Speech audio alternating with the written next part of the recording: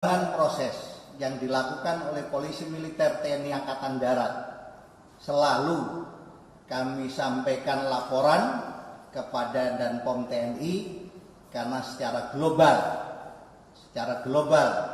itu akan dihimpun oleh POM TNI karena teknis kepolisian militer di jajaran TNI Angkatan Darat maupun TNI lainnya oleh Danpom TNI. Bila nanti dari hasil penyelidikan dan penyidikan terhadap oknum prajurit TNI Angkatan Darat sudah tidak diketemukan lagi tersangka tambahan, maka proses dianggap selesai dan lengkap. Kemudian berkas perkara akan segera dilimpahkan kepada Auditor Militer 2/08 Jakarta.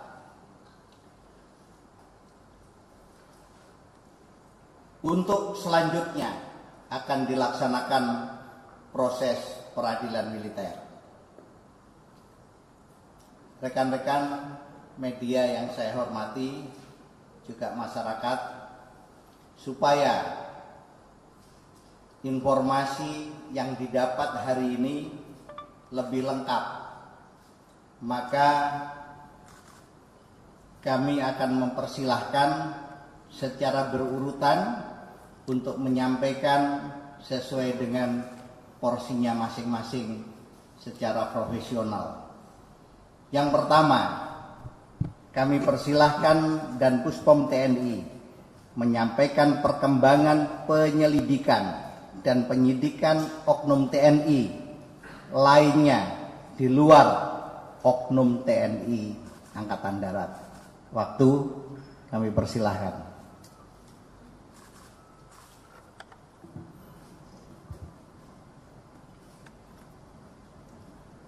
Terima kasih atas kesempatan yang diberikan kepada Danpuspom TNI. Saya akan menyampaikan perkembangan hasil pemeriksaan dalam rangka penyidikan dan penyelidikan kasus pengrusakan Polsek Ciracas dan sekitarnya. Yang saya hormati rekan-rekan media, sampai dengan saat ini Puspom TNI beserta Puspom Angkatan Laut dan Puspom Angkatan Udara sudah melakukan pemeriksaan terhadap 29 oknum prajurit TNI yang terdiri dari 10 orang oknum prajurit dari TNI Angkatan Laut dan 19 oknum prajurit dari TNI Angkatan Udara. Yang kedua, dari 29 oknum prajurit TNI tersebut sudah ditetapkan sebagai tersangka sebanyak 8 orang dengan perincian 7 orang oknum dari prajurit TNI Angkatan Laut berasal dari 3 satuan. Kemudian yang kedua, 1 orang oknum prajurit dari TNI AU sebagai tersangka. Yang ketiga, selanjutnya Puspom TNI beserta Puspom Angkatan Laut dan Puspom Angkatan Udara masih terus mendalami dan mengembangkan proses penyelidikan dan penyidikan kasus pengrusakan Polsek Ciracas dan sekitarnya. Yang keempat, total semua yang sudah diperiksa sampai dengan saat ini, seluruh oknum prajurit berjumlah 119 orang yang sudah diperiksa, kemudian ditetapkan sebagai tersangka sebanyak 65 orang. Dengan rincian sebagai berikut: TNI Angkatan Darat yang sudah diperiksa 90 orang, kemudian jadi tersangka 57 orang, seperti disampaikan oleh Danpuspomat. Yang kedua, dari TNI Angkatan Laut sudah diperiksa 10 orang, ditetapkan sebagai tersangka 7 orang. Dan yang terakhir dari TNI Angkatan Udara sudah diperiksa 19 orang dan ditetapkan tersangka 1 orang. Demikian yang perlu kami sampaikan. Sekian, terima kasih. Selamat pagi. Terima kasih dan Puspom TNI sudah menjelaskan singkat, jelas, sehingga kita lebih memahami lagi. Berikutnya kami persilahkan kepada Bapak Pangdam Jaya untuk menyampaikan perkembangan laporan kerugian dan penggantian terhadap masyarakat. Silakan Bapak Panglima. Baik, terima kasih dan Puspomat atas waktunya.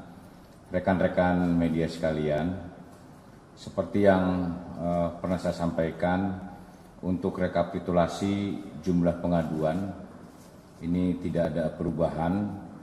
Yang pertama, korban penganiayaan ada 23 orang, kemudian kerusakan material 109 orang, dengan keterangan 13 orang mengalami penganiayaan sekaligus kerugian material. Dan jumlah ganti rugi per 15 September 2020 sejumlah 778.407.000. Kemudian yang terakhir pemberian santunan pada tanggal 12 September 2020 ini diberikan langsung oleh Kepala Staf Angkatan Darat kepada Saudara Muhammad Husni Maulana, yaitu supir dari ANTV. Saya rasa ini keterangan terakhir dari saya. Terima kasih. Terima kasih Bapak Pangdam Jaya untuk melengkapi laporan kami kepada rekan-rekan media dan masyarakat. Kami persilahkan Kepala RSPAD untuk menyampaikan perkembangan perawatan terhadap korban. Terima kasih. Kami persilahkan. Terima kasih, Komandan.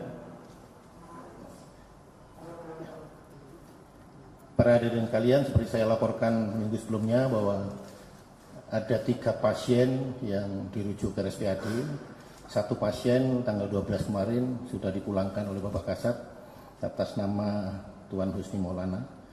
Namun demikian untuk kegiatan kontrol masih dilaksanakan di RSPAD. Kemudian masih ada 2 pasien yang kami rawat. Yang pertama Tuan BD, Bribda dari Polri, umur 22 tahun, yang dulu dirujuk ke RSPAD karena saturasi oksigennya turun. Hari ini kondisinya pasien sadar, masih di CICU, di ICU cerebrovaskular, kemudian hemodinamiknya stabil, saturasi terakhir 99-100%, artinya kualitas pernafasannya sudah bagus.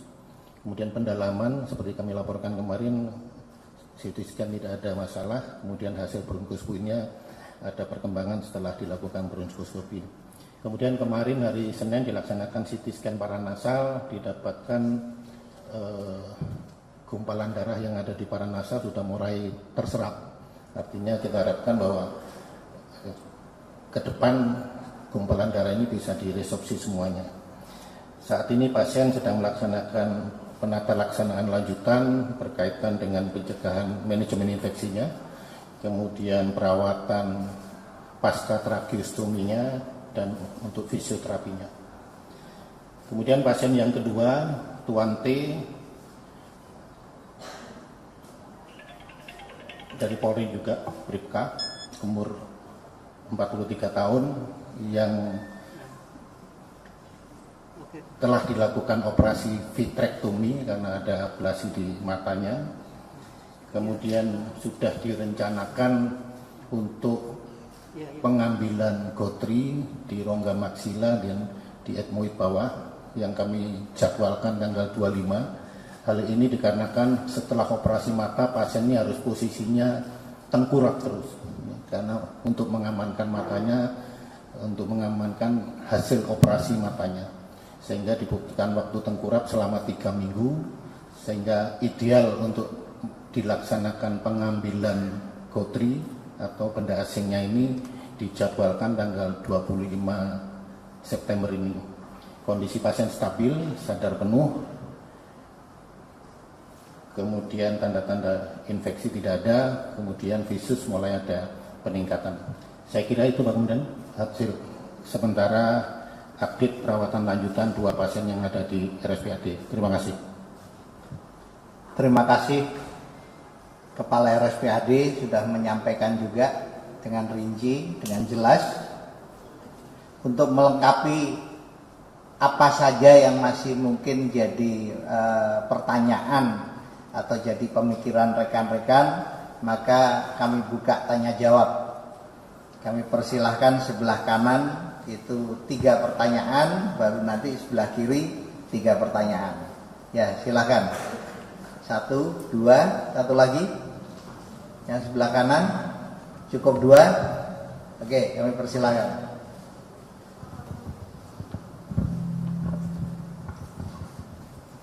Baik, selamat siang. Jenderal, saya Eman Rero dari RRI. Yang ingin saya konfirmasikan, apakah dalam kasus perusahaan Mapolsek Ciracas ini, apakah sudah lengkap dan siap diserahkan ke pihak auditor militer untuk ditindaklanjuti? Itu yang menjadi pertanyaan puncak saya, Pak. Terima kasih, Jenderal. Terima kasih. Mungkin dan POM TNI karena ini menyangkut darat, laut, udara ya Pak ya. Kami persilahkan dan POM TNI dulu. Nanti kalau boleh kami menambahkan, kalau ada kekurangan kami akan menambahkan. Kami persilahkan Pak Edi. Terima kasih atas pertanyaan yang telah disampaikan. Apakah pemeriksaan sudah selesai dan para tersangka sudah lengkap untuk siap dilanjutkan dengan proses berikutnya? Demikian. Kami jawab bahwa sampai dengan saat ini dari Puspom TNI beserta Puspom Angkatan Laut dan Puspom Angkatan Udara masih mendalami ada beberapa oknum prajurit yang diduga ikut dalam kegiatan tersebut. Tetapi penyidik masih menunggu hasil pemeriksaan barang-barang bukti yang sedang dikerjakan oleh ahlinya. Kami masih menunggu ada beberapa keterangan yang sampai saat ini belum masuk. Apabila nanti sudah masuk semua bukti-bukti tersebut, sehingga nanti kita bisa menyimpulkan bahwa proses ini sudah selesai. Tapi saat ini belum, masih ada beberapa oknum yang kita sedang dalami. Terima kasih. Terima kasih Pak Edi. Jadi pada intinya belum tuntas Pak ya. Nanti kalau sudah tuntas pasti akan kita sampaikan baik secara secara online atau secara macam-macam dengan tata cara penyampaian sehingga dapat diterima atau dibaca oleh masyarakat secara utuh nantinya. Makasih ya Pak. Kalau Angkatan Darat sendiri bagaimana? Kalau yang di jajaran TNI Angkatan Darat, tersangkanya masih kita periksa terus. Tadi kita muncul orang sipil, ya, masyarakat sipil yang 50 itu bisa jadi saksi, juga mereka jadi korban dari perilaku mereka, makanya kita periksa. Mungkin masih tidak 50, masih nambah lagi.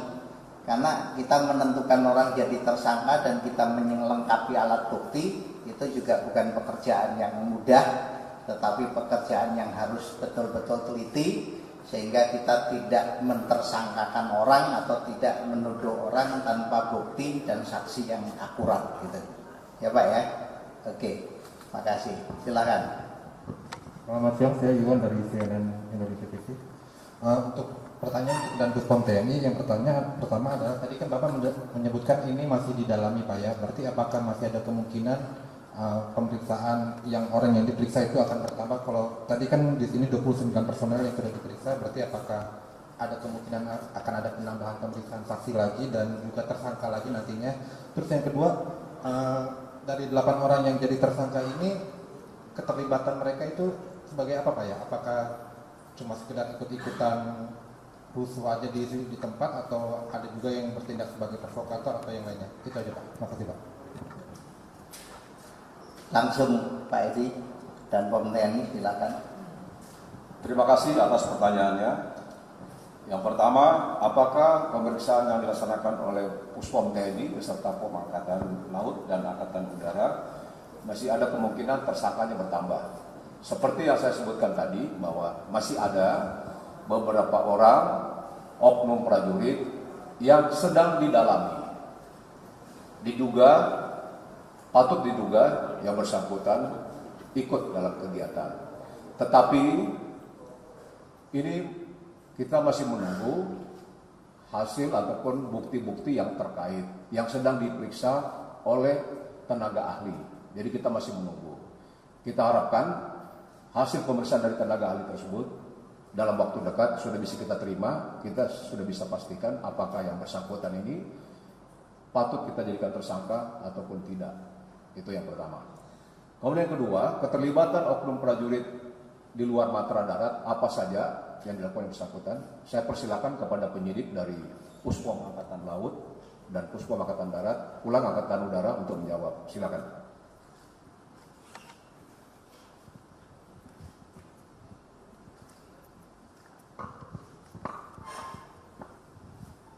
Terima kasih.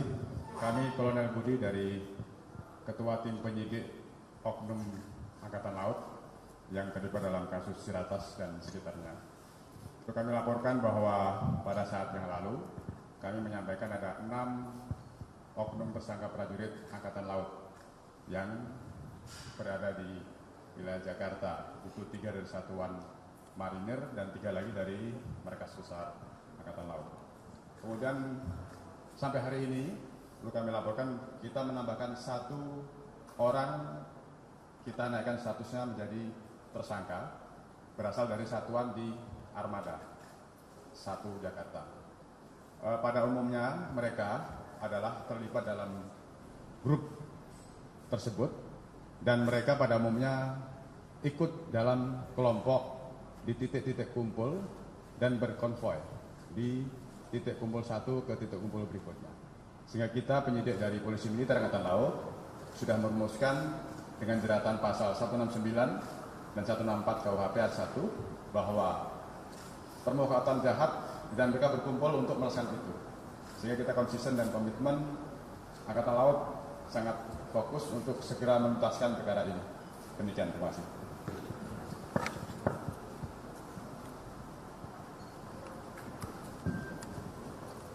Terima kasih atas waktu yang diberikan kepada kami. Saya Kolonel POM Sarante dan POM Koksau 1 yang ditunjuk untuk menjadi ketua tim penyidik bagi personil yang diduga terlibat dalam kasus perusakan maupun penganiayaan yang ada di Polsek Ciracas. Perlu kami tambahkan penjelasan dari dan Puspom TNI bahwa personil TNI AU, oknum TNI AU yang telah kami periksa sudah berjumlah 19 orang. Dari 19 orang ini tadi ditanyakan apa-apa saja keterlibatannya. Dari 19 orang ini yang sudah kita angkat jadi tersangka 1 orang, di mana kita kenakan pasal 170, di mana dia memang mengikuti dan waktu yang bersamaan dengan kejadian yang ada. Kemudian ada 2 yang masih kami dalami, 2 personil yang kami masih dalami, apakah dia ikut juga terlibat di dalamnya, sehingga statusnya masih di tengah-tengah, apakah bisa kita angkat sebagai tersangka atau dia hanya sebagai saksi. Kemudian 16 personil yang lain itu mereka sebagai saksi, dan sampai saat ini mereka belum bisa kita buktikan mereka terlibat dalam perkara tersebut, sehingga kami kembalikan. Tapi apabila ada novum baru yang melibatkan mereka, maka kita akan periksa kembali. Jadi demikian penjelasan dari kami, penyidik POM. Terima kasih. Terima kasih dan POM TNI, Ketua Tim Penyidik Puspom Angkatan Laut dan Ketua Penyidik Puspom Angkatan Udara yang sudah menyampaikan, sehingga semakin jelas nanti masing-masing terus memonitor ini, sehingga janji daripada pimpinan TNI maupun TNI Angkatan Darat bagi kami itu adalah akan menyidik secara tuntas transparan dan sesuai dengan ketentuan hukum yang berlaku. Ada pertanyaan lagi? Kami persilahkan. Satu yang baju hitam, Mas. Ya, ya silakan. Sini dulu, Pak.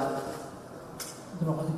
Biar adil karena yang angkat sini dulu. Jadi, nah, bagus. Makasih. Silakan. Ya, selamat siang Bapak-Bapak semua. Saya Gita Irawan Pak dari tribunnews.com.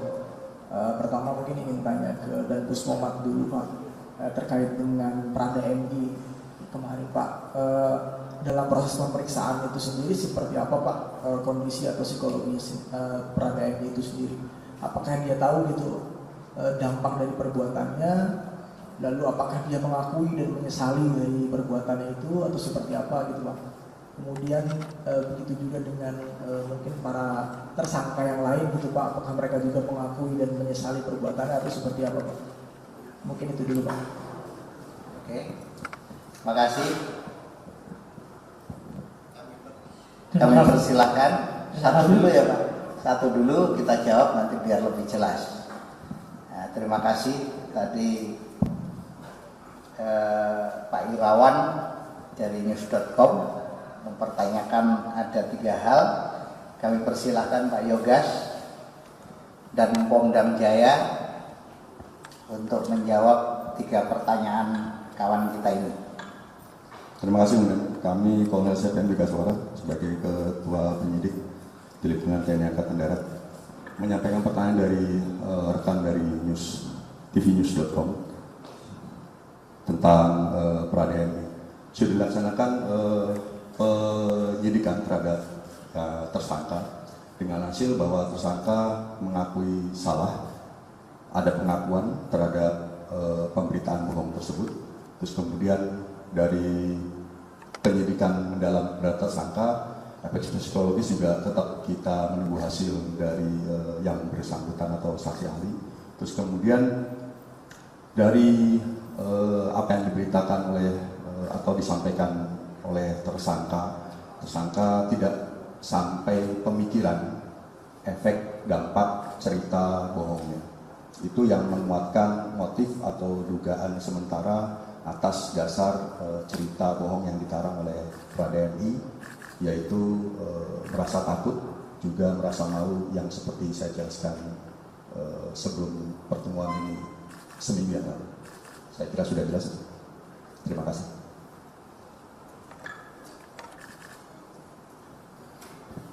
Sudah cukup, Pak? Kenapa? Sebentar. Terkait yang penyesalan itu Pak, apakah Prada MI juga menyesali perbuatannya seperti itu? Atau para tersangka yang lain juga menyesali perbuatannya? Seperti apa Pak? Mungkin itu. Iya, terima kasih. Sebetulnya yang bisa menjawab pasti mereka menyesal dan tidak itu adalah yang kita tersangkakan sendiri. Tetapi dari pemeriksaan yang kita lakukan, dari keterangan yang dia berikan, tentunya dia saat ini sudah merasakan bagaimana dampak buruknya dan penyesalan itu terjadi. Tetapi ini penyampaian dari saya, tetapi yang pasti sebetulnya adalah penyampaian dari yang bersangkutan itu sendiri ya Mas ya. Oke? Ya, kami persilahkan yang sebelah kiri Pak. Terima kasih. Nama saya Dewi dari online Pro Publik. Kami langsung bisa tunjukkan langsung kepada 2 narasumber, utama dari Kepala Rumah Sakit Darat dan Pangdam Jaya. Pertama saya tunjuk kepada Bapak Bambang Wiasto bahwa tadi disebut bahwa pasien tinggal 2 lagi Pak ya, dari Polri Pak ya. Nah, kalau kita itu Pak, tingkat lukanya itu Pak seperti apa Pak? Apakah luka bisa disembuhkan atau luka tidak bisa disembuhkan itu?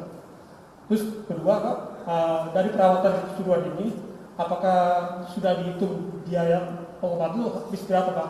Sepertinya itu di luar ganti rugi yang disebutan Bapak Pangdam Pak ya. Nah, kedua saya lanjut kepada Pak Pangdam, yang tadi disebutkan kerugian itu apakah sudah termasuk uang pengobatan, uang perawatan rumah sakit atau apa tidak Pak? Terima kasih Pak. Terima kasih Pak. Kami persilahkan Kepala RSPAD untuk menjawab dua pertanyaan dari Pak Dedi ya. Ya, makasih. Monggo. Terima kasih. Jadi tadi sudah saya sampaikan dari dua pasien ini, yang pertama Tuan BD, ini saat ini kondisinya pasien sudah sadar, kemudian hemodinamiknya stabil, kemudian saturasi oksigennya 99 sampai 100, artinya sudah bagus sekali. Sekarang sedang kita rawat dalam rangka penanggulangan infeksinya, kemudian meningkatkan kualitas parunya, dan merawat bekas tracheostominya, karena pasien ini di ICU lama. Minggu kemarin dilakukan tracheostomi sehingga perlu perawatan pasca tracheostominya. Kemudian juga sedang dilakukan tes fisioterapi. Kami berharap bahwa kasus Bapak BD ini bisa segera recovery, bisa sembuh sempurna.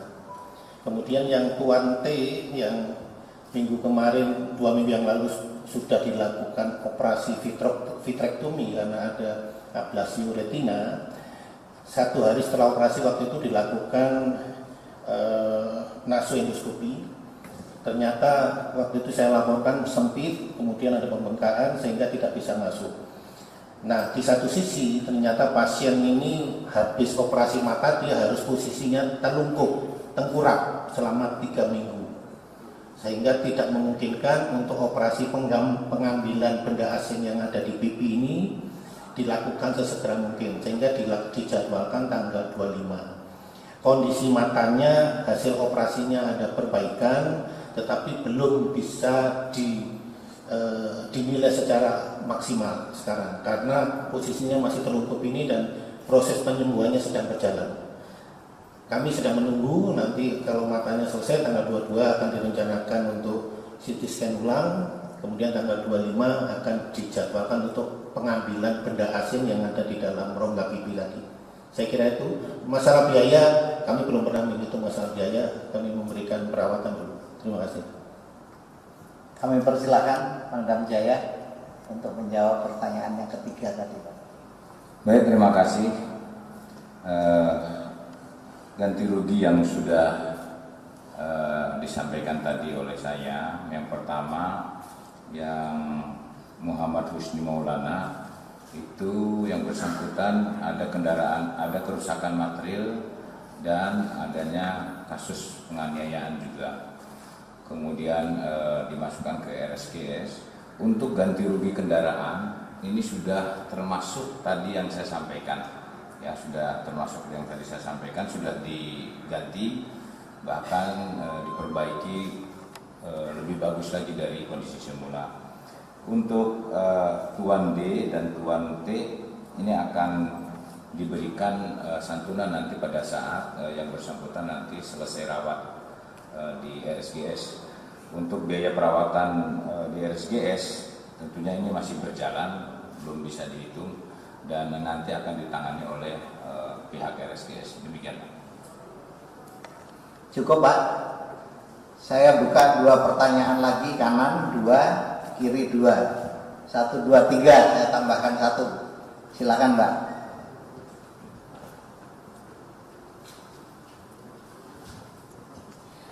Selamat pagi menjelang siang, saya Intan dari TVRI ingin bertanya.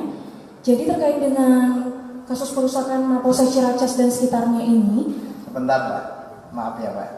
Bapak, Mbak tunjuk kepada siapa gitu, jadi biar yang jawab jelas. Oke, baik. Mungkin ke Bapak langsung, ke Bapak dan Puspomat, Pak. Karena terkait dengan perusakan, motif yang dilakukan oleh tersangka terkait dengan penyebaran berita hoax. Setelah dilakukan penyelidikan, apakah ini benar-benar hanya penyebaran berita hoax yang sehingga memicu amarah dari pihak anggota aparat begitu?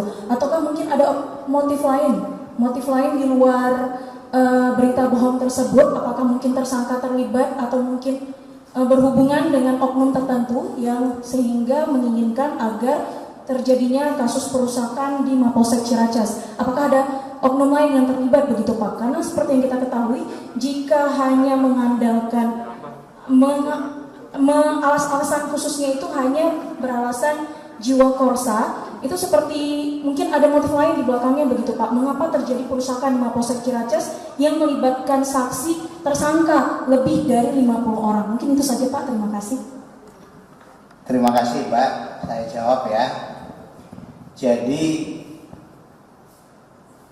hasil pemeriksaan terhadap para tersangka dan saksi itu bahwa dia melakukan perbuatan itu karena menerima berita bohong tadi ya, lewat grup ya, lewat rekan-rekannya yang lain, sehingga mereka melakukan kegiatan yang relatif spontan ya, spontan karena komunikasi tadi. Kenapa demikian? Karena begitu kami data dari khususnya di TNI Angkatan Darat yang 57 yang sudah kita tersangkakan, itu hampir 47 itu adalah prajurit 2 yang mereka rata-rata satu angkatan pada saat itu, sehingga pemikiran yang macam-macam tidak ada, hanya pemikiran karena emosional menerima berita bohong. Terhadap hal yang lain sementara kami belum temukan itu, tapi kami juga tetap akan berupaya mencari adakah faktor lain dibalik daripada itu. Kalau tidak ada, ya kami menyampaikan tidak ada. Ya Pak ya? Jelas? Oke, terima kasih. Ada lagi? Ya, silakan Mas. Assalamualaikum warahmatullahi wabarakatuh. Mohon izin, saya Riki dari IPA.co.id. Pak, saya ingin ini saja Pak, menegaskan apakah dari hasil pemeriksaan yang sudah dilakukan secara paralel ini ada tidak salah atau tersangka atau oknum yang pernah juga ditetapkan sebagai tersangka pada periode penyerangan Polsek Ciracas yang lalu? Karena ini kan kasusnya bukan baru kali ini saja Pak, dan baru hari ini kasusnya itu karena tersulut persoalan di lapor sana. Apakah ada korelasinya atau ada oknum TNI yang saat ini tersangka juga terlibat pada kasus pengerusakan atau penyerangan Polsek Ciracas yang lalu? Itu saja Pak, terima kasih. Silakan dan Pom TNI yang ditanyakan Pom. Terima kasih atas pertanyaannya. Apakah dari pemeriksaan para tersangka ada yang juga terlibat dalam kegiatan yang dilakukan pada tahun 2018? Sampai saat ini hasil pemeriksaan yang kita lakukan, kita tidak menemukan, belum ditemukan adanya prajurit yang melakukan kegiatan pada tahun 2018. Gitu. Demikian Pak. Saya jelaskan biar puas ya Pak. Saya menambahkan dari apa yang disampaikan dan Pom TNI. Tadi kami sampaikan bahwa mereka itu adalah hampir 47 dari khususnya yang di Angkatan Darat ya. Dari 47, jadi 57 itu 47 itu tamtama. Pakatnya prajurit 2. Dan itu lulusan tahun 2017. Ya Pak, 2017. Sehingga pada saat kejadian 2018 itu mereka masih dalam proses pendidikan, sehingga mereka tidak ikut. Tapi sekarang dengan dunia media ataupun dengan adanya media sosial, dengan adanya HP dan sebagainya, mungkin dia membaca, yang dibaca mungkin tidak pas sehingga mempengaruhi cara berpikir mereka. Itu yang mungkin terjadi. Tetapi kalau benang merah kepada kejadian 2018 yang tepatnya tanggal 11 Desember sementara belum. Nanti kalau memang ada, pasti kita akan nyampaikan ada gitu. Ya Pak ya. Terima kasih. Ya silakan Mbak. Terima kasih Pak Dodi dari Arna Kompas. Ini Pak mau nanya, itu kan peristiwanya terjadi lewat tengah malam ya. Pertanyaan saya tuh, kalau saya lihat-lihat itu, sebagian besar tersangka itu tidak tinggal di dalam kesatria. Nah, pertanyaan pertama itu kenapa?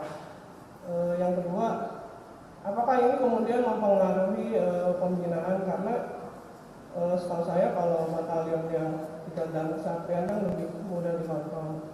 Terus pertanyaan ketiga, ini kan tindakannya tuh yang disesalkan adalah anarki terhadap masyarakat. Nah itu sementara sebagian dari pelaku tuh, sebagian dari tersangka itu dari Dirkum AD. Nah harapannya kan kalau orang dari hukum kan lebih jelas. Nah itu pembinaannya gimana, termasuk mungkin rekrutmennya.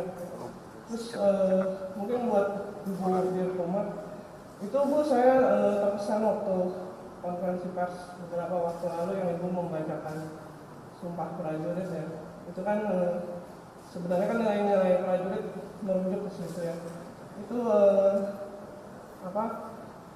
cuman menariknya waktu itu dibacakan dalam konferensi pers. Nah, kenapa Bu? Itu karena kan sebagian besar dari tersangka itu kan dari Dirkumat. Apakah Ibu merasa ada sesuatu yang mendorong Ibu untuk membacakan Sumpah Prajurit itu? Waktu itu juga dibacakannya itu dengan sangat benar. Oke, terima kasih ya. Terima kasih. Mungkin itu menjawab dulu, baru setelah itu saya persilakan. Terima kasih apa yang ditanyakan tadi. Kita anggota itu tidak tinggal di kesatriaan, mereka itu tinggalnya ada di luar anggota saya. Dan untuk pembinaan sudah dilaksanakan dengan baik. Dan berkaitan dengan Sumpah Prajurit, ya kita semuanya TNI itu mempunyai Sumpah Prajurit, mempunyai Sabta Marga, mempunyai 8 wajib TNI yang seperti itu. Terima kasih.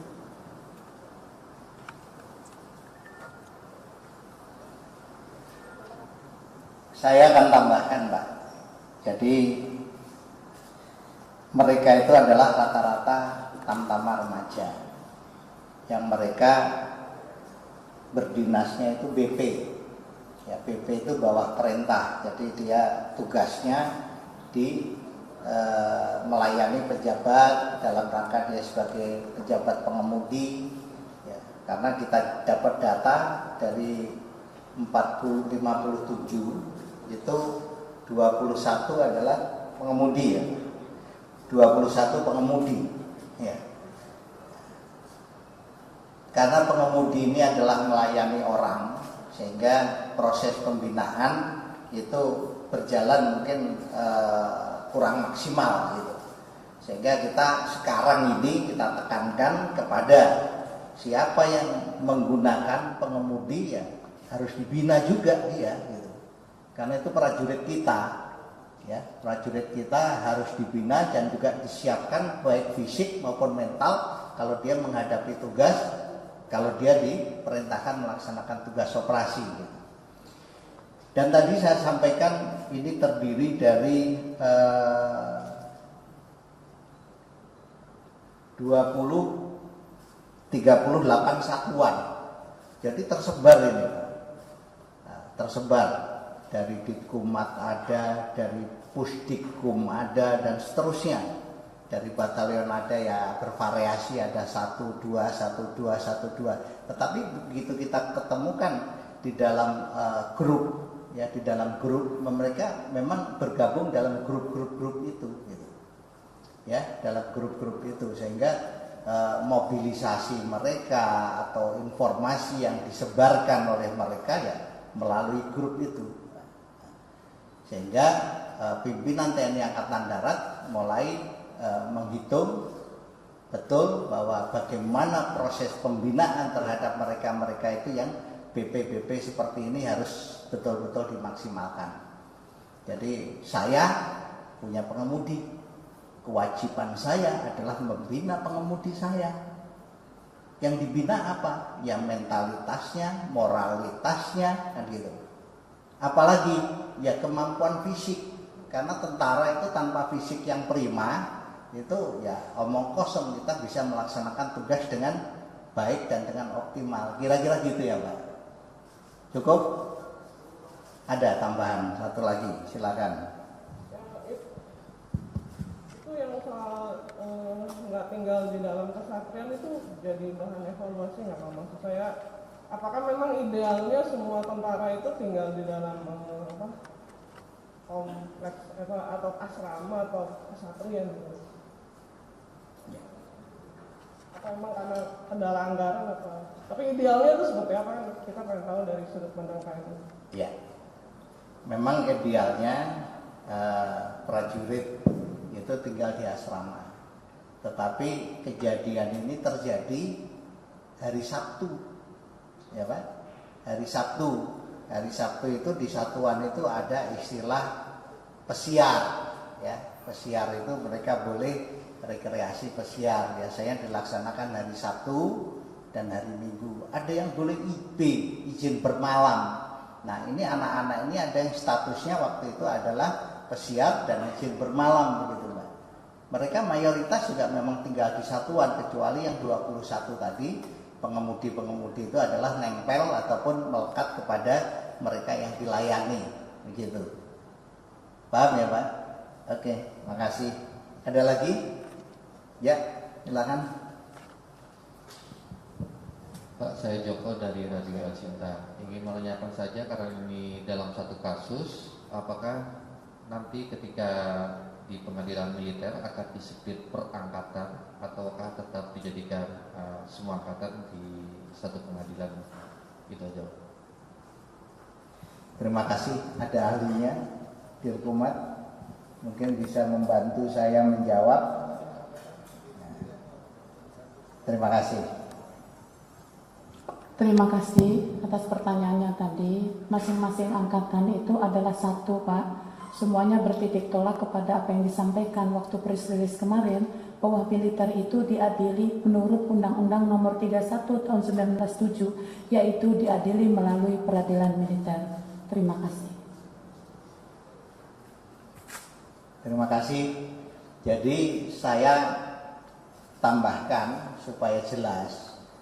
Jadi tadi saya sampaikan nanti berkas kalau sudah selesai itu diserahkan kepada auditor militer, ya, auditor militer 208 Jakarta. Berarti saya dari Puspomat ini menyerahkan kepada auditor militer 2. Dari Pomal sama menyerahkan di situ, dari Pomau menyerahkan di situ. Karena berkas perkaranya adalah angkatan masing-masing, maka pelaksanaan proses menyesuaikan dengan berkas perkara. Tapi kalau berkas perkaranya jadi satu, dikumpulkan jadi satu, ya nanti bisa dilaksanakan bersama-sama. Tapi karena berkas perkaranya masing-masing, maka akan dilaksanakan masing-masing oleh angkatan sesuai dengan berkas perkara. Pelaksananya di mana? Di auditor, di pengadilan militer, sama, satu. Baik angkatan darat, angkatan laut maupun angkatan udara di dalam auditor militer dan pengadilan militer yang sama. Jadi tidak ada bedanya begitu. Jelas ya Mas? Mana yang tanya tadi? Oke. Jelas? Kalau kurang tanya lagi. Oke, ada lagi yang lain? Kalau tidak, saya kira cukup. Mudah-mudahan kami semua yang ada di sini bisa menuntaskan pekerjaan ini dengan baik, dan di kemudian hari prajurit TNI dan khususnya prajurit TNI Angkatan Darat lebih disiplin, lebih baik dan lebih profesional lagi. Terima kasih. Wabillahi taufik wal hidayah. Wassalamualaikum warahmatullahi wabarakatuh. Salam sejahtera buat kita semua.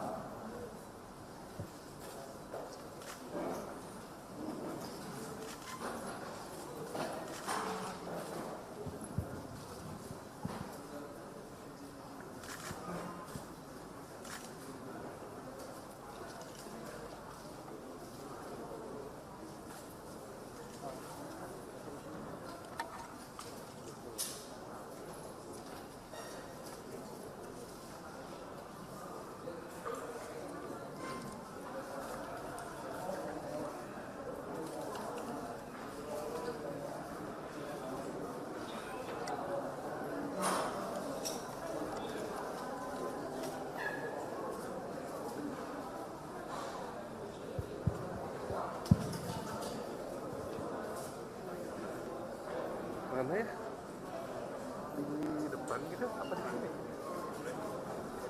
yang kelihatan